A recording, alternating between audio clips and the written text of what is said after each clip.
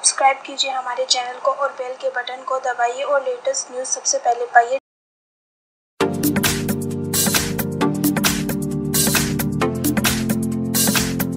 आपके अपार्टमेंट में भी अगर कोई दरवाजा ऐसा है जो काफी समय से खोला नहीं गया है तो आपके लिए ये खबर काम की हो सकती है।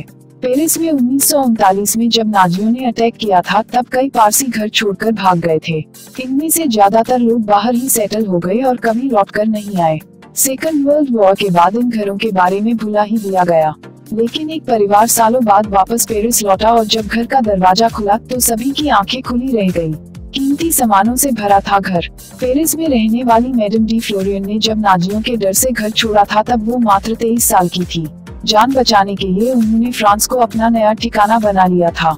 उनके वापस पेरिस जाने का कोई इरादा नहीं था।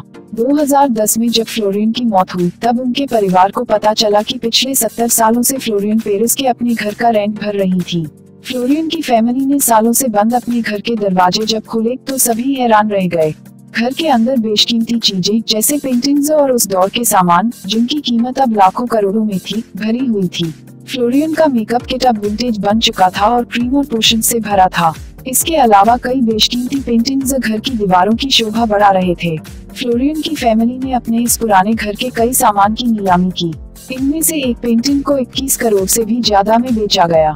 सालों से बंद घर के दरवाजे किसी की किस्मत खोल देंगे, इसकी जानकारी कहाँ किसी को थी। डेली ट्रेंडिंग न्यूज की रिपोर्ट। सब्सक्राइब करें हमारा चैनल ऐसे ही लेटेस्ट और इंटरेस्टिंग न्यूज के लिए।